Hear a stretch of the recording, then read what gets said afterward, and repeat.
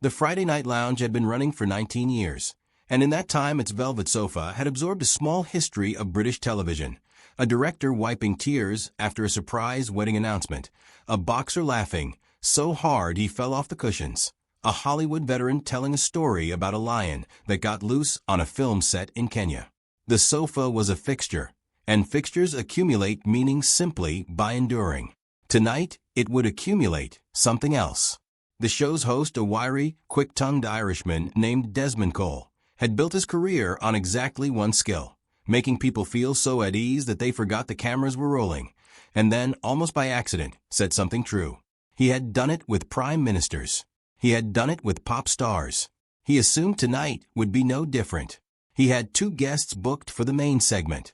The first was Dame Eleanor Vance, 81 years old, a stage and screen actress whose career stretched back to regional theater in the 1960s and who had, over the decades, become something like a national grandmother. Sharp-tongued, funny, utterly without vanity about her age, and possessed of a kind of unbothered confidence that only comes from having already survived every kind of professional and personal disaster at least once. She was currently promoting a television documentary she had narrated about the reign of a fictional 20th century monarch, Queen Miriam I, a role she had played on screen for over a decade and had, by all accounts, studied obsessively. The second guest was Isla Renwick, 39, formerly married into a minor European royal house before an acrimonious and extremely public split from both her husband and the monarchy itself 3 years prior. Since then she had built a media career out of the split, a memoir, a docuseries, a foundation whose website was elegant and whose actual programming remained, depending on who you asked, either quietly effective or entirely undocumented. She was booked tonight to discuss her foundation's new direction. Desmond's producers had warned him, half-joking, that the booking looked like a mismatch on paper. A woman who had spent her life honoring an institution, seated across from a woman who had spent the last 3 years publicly dismantling one. Desmond had shrugged it off. Guests rarely talked about what you expected them to talk about. That was the job: steer, redirect, keep it light. He had no idea how wrong he would be.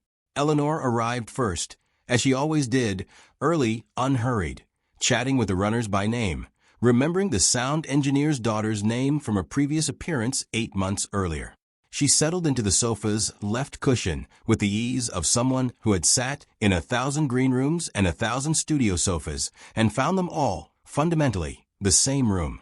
Isla arrived 12 minutes later, trailed by a small entourage that peeled off at the studio door, a publicist, an assistant, someone whose job seemed to be exclusively lighting-related.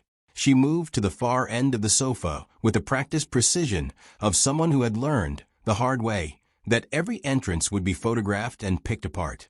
She was warm to the crew, careful with her words, entirely composed. Desmond took his chair between them, glanced left, glanced right, and said what he always said before a segment he suspected might go somewhere interesting. Well, this should be fun. He had absolutely no idea. The show began gently, as these things do.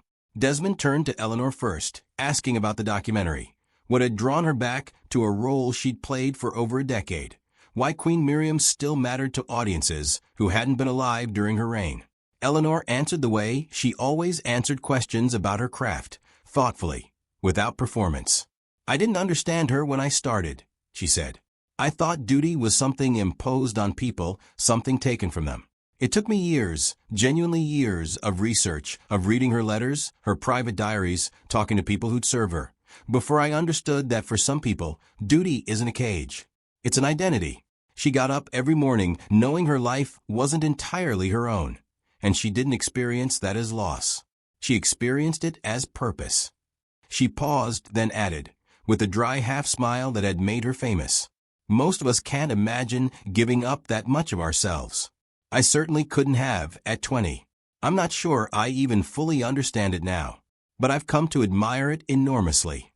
It was a warm answer, an uncontroversial answer, the kind of thing chat show audiences nod along to and then forget by the next segment. Isla, from the far end of the sofa, did not let it pass. "Not everyone experiences institutions like that as purpose," she said, her voice even, measured. "Some people experience them as a cage." The room's temperature dropped by exactly 1 degree. Desmond felt it before he understood it. That specific hush that live audiences produce when they sense, collectively and without being told, that something has shifted. Eleanor turned her head slowly. Not sharply. She was never sharp. Just slowly. The way a woman turns when she has genuinely heard something and wants to consider it properly before responding. Do they? She said. Not really a question. I spent years studying that kind of institution, Eleanor continued. Reading, listening, trying to understand its weight before I ever judged it. What I found in Miriam's case was complexity, not cruelty. You studied it from the outside, Isla said. I lived inside one. That's different. It is different, Eleanor agreed, and there was no edge in her voice, which somehow made the moment land harder than if there had been. Observation and participation are different perspectives. But I'd suggest duration matters too. I studied Miriam's life for the better part of 11 years. How long were you actually inside the institution you're describing? 3, Isla said. 3 years, Eleanor repeated, gently, almost kindly, which was somehow worse than if she'd said it cruelly. I don't say that to diminish what you went through. I'm sure 3 years inside something that large and strange and old can feel like an eternity. But I'd be lying if I said 3 years struck me as a long enough runway to have arrived at a complete verdict on a 500-year-old institution. Desmond tried, gamely, to pull the conversation sideways. Well, we've certainly got both perspectives represented tonight. Neither woman looked at him. Neither woman laughed. Eleanor asked the question that made the studio go properly quiet for the first time. The institution you're describing as a cage, she said. It's also the one that gave you a global platform, elevated you from a private individual to a public figure with a title people still use, whose name, as I understand it, you've kept. How do you reconcile criticizing something while still benefiting from what it gave you? Isla's chin lifted slightly. I earned my place through my marriage. There was a beat, a small one, almost imperceptible, where you could see Eleanor absorb the sentence, turn it over, and recognize what it had accidentally revealed. Through your marriage, Eleanor said. Not through independent work. Through marrying into the very structure you're now describing as confining. Isla's composure held, but the flush at her collarbone did not. What followed was not shouting. It was, if anything, quieter than what had come before, and that quietness was exactly what made it unbearable to watch. I've built my own platform since, Isla said. My foundation. My documentary deal. My book. Have you, Eleanor said. 2 words. No cruelty in them. Only the patient wait of someone waiting for an answer she already suspected didn't exist. The documentary deal came because of the marriage. The book advance came because of the marriage. The speaking fees come because rooms fill up faster for a former royal than for a private citizen with a compelling personal story. I don't say that as an insult. I say it because it's simply the mechanism. Strip the title away, what's left? Isla didn't answer. Not really. The pause that followed was not a thoughtful pause. It was an absence, a held breath where a rebuttal should have lived and didn't arrive. Desmond tried again to redirect. Eleanor, gently but unmistakably, declined the redirect. I've spent 50 years earning recognition, she said. Every award came through work. Every ounce of goodwill I have with an audience, I built one performance at a time. I'm not asking you to have my career. That would be an absurd standard. I'm asking a smaller question. What have you built that didn't originate from a marriage?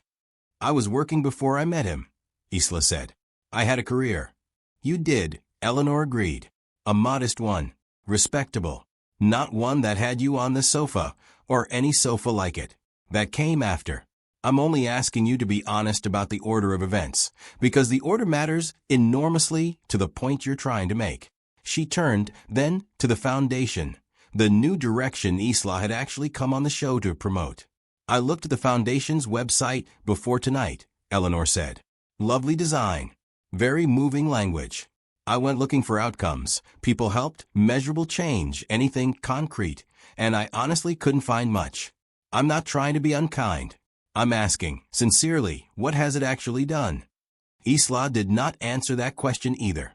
It was Isla who finally cracked the room open completely. I won't be interrogated by an actress, she said, and there was real heat in it now, the first genuine loss of composure all evening. Eleanor's reply came without a flicker of hesitation, still perfectly calm. An actress who spent 11 years trying to understand the very kind of life you're describing, before I ever presumed to have an opinion about it. That's not nothing. Understanding takes time. I'm only asking you to have done the same amount of homework before delivering the verdict you've built an entire career on. You don't know what I went through, Isla said, standing now, reaching for her bag. You're right, Eleanor said, and here, for the only time all evening, something almost sorrowful entered her voice. I don't.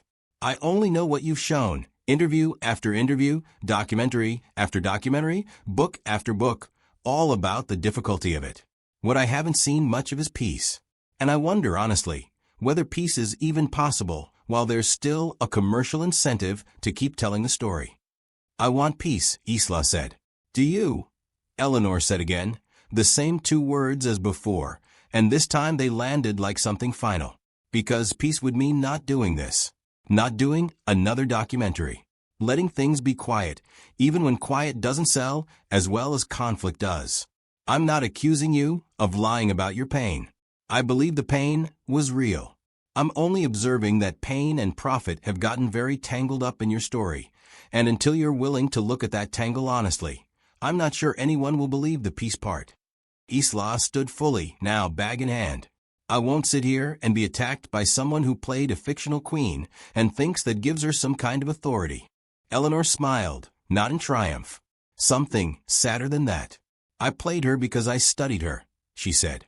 Because I respected the character enough to actually try to understand her, rather than simply borrowing her name. What I've watched tonight is the opposite of that. Not service, self-promotion. Not sacrifice, strategy.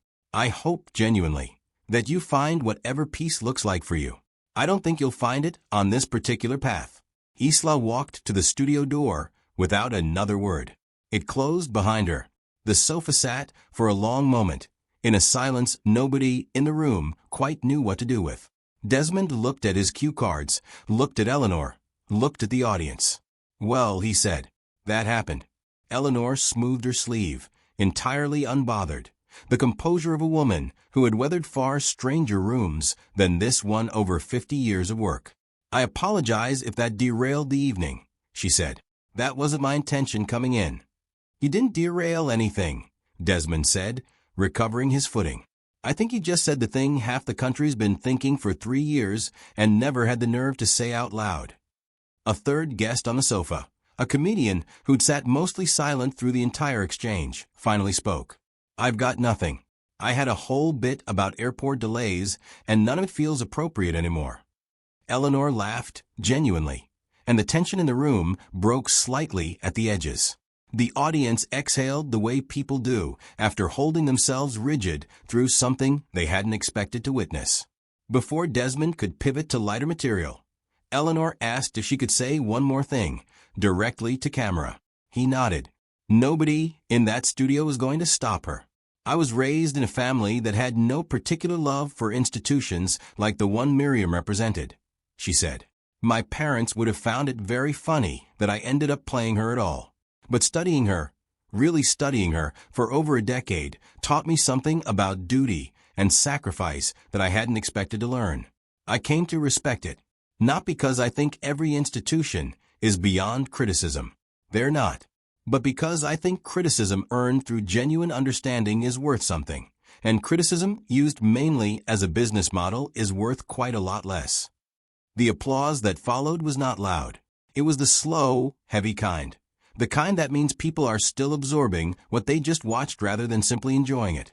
By the next morning, clips of the exchange had traveled well beyond the show's usual audience. The lines people kept repeating weren't complicated ones. They were the plain, surgical questions Eleanor had asked without ever raising her voice. What have you built that didn't come from a marriage? Do you actually want peace, or do you want the story to continue? Isla's team released a statement calling the appearance a coordinated ambush. Eleanor's response, delivered through a spokesperson, was characteristically brief. Nothing about that conversation was coordinated. I spoke from years of genuine study and plain observation. I have very little left to prove at 81, which is perhaps the only reason I felt free enough to say plainly. What the exchange actually revealed, to the people who watched it, argued about it, and kept replaying the clips for days afterward, wasn't really about royalty or fame, or even about the two women involved. It was about the difference between authority that's earned slowly over decades through one glamorous and often invisible work, and authority that's assumed quickly and defended loudly. One woman on that sofa had spent 50 years building a body of work so substantial that she could afford to ask hard questions without flinching.